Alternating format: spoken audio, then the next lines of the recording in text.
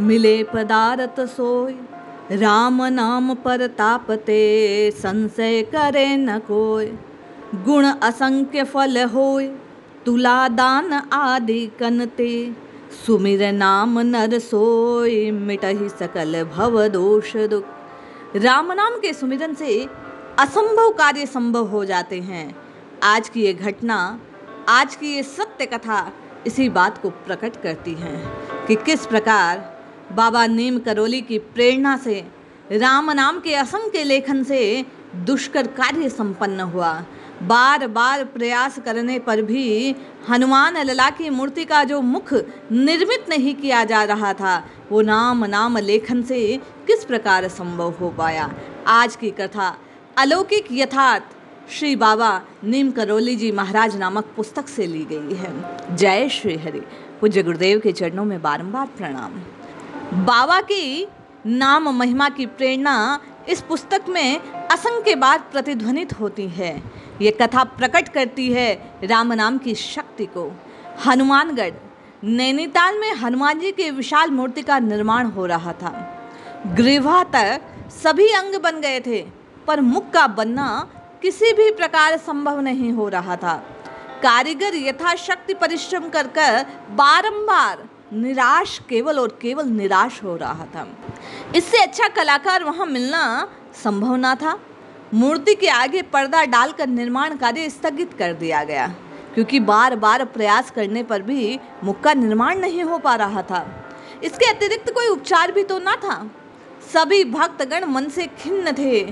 बाबा उस समय, बाबा नीम करोली महाराज नैनीताल में नहीं थे, यात्रा पर कहीं अन्यत्र थे।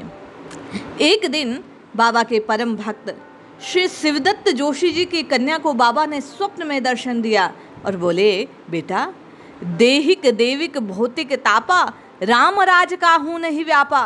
इस संपुट से अखंड रामायण का पाठ करो, असंख्य राम नाम का लेखन करो, गारे में मिलाओ उसे, और उसी से मुखमंडल का निर्माण हो सकेगा। बाबा के आदेश से सभी लोगों ने मिलकर देहिक देविक भौतिक तापा, राम राज काहू नहीं व्यापा, इस संपुट के साथ अखंड रामायण का पाठ किया।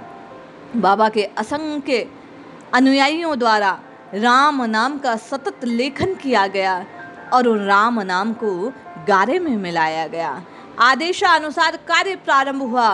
पुनः उसी कारीगर को बाबा की आज्ञा से बुलाया गया और वो दुष्कर कार्य, जो बार बार प्रयत्न करने पर भी कारीगर द्वारा संभव नहीं हो पा रहा था, उस असंभव कार्य को बाबा की प्रेरणा से, उस लिखे गए राम नाम के कारण तत्काल वह बड़ी सुलभता से, बड़ी सहजता से बाबा हनुमान जी के उस मुखमंडल का निर्माण उस कारीगर ने कर लिया।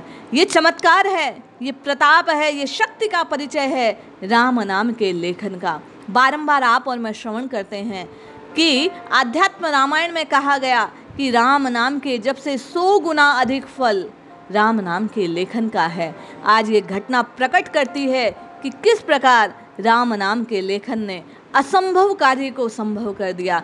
बार बार प्रयास करने पर भी जिस मुखमंडल का निर्माण कारीगर नहीं कर पा रहा था, राम नाम का लेखन कर गारे में मिलाने पर, बाबा के कहे अनुसार करने पर वह मुखमंडल स्वतः कुछ ही समय में निर्मित हो गया।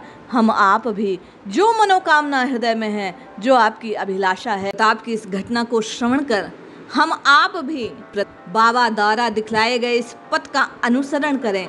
अपनी देहिक देविक भौतिक किसी भी ताप का समन करने के लिए, अपनी लौकिक या व्यवहारिक पारमार्थिक किसी भी प्रकार की अभिलाषा को साधकगण पूर्ण करने के लिए बाबा के कहे अनुसार राम नाम का सतत लेखन करें और निश्चय जानिए बाबा की बात सदैव सत्य प्रमाणित हुई है। राम नाम का लेखन करने से आपके और मेरे जीवन में भी चमत्कार घटित होगा। आपका और मेरा प्रत्येक कष्ट दूर होगा, अभिलाषा पूर्ण होगी। आइए जपिए, लिखिए इस राम के नाम को और मन चाहा वर प्राप्त कीजिए, क्योंकि राम नाम जो जतिन को करना चाहिए ध्यान, ताहि महा मन मोद सो जपिए सकल सुजान।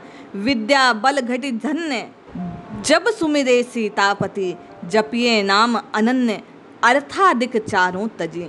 यह राम नाम का प्रताप, ये नाम की शक्ति आप जो चाहें वह सुलभ करने वाली है। इसलिए रटते रहिए, जपते रहिए, इसी राम नाम में रमण कीजिए, लिखते रहिए और अपने लिए सब सुलभ करते रहिए। जय श्री हरि, जय जय श्री सीताराम।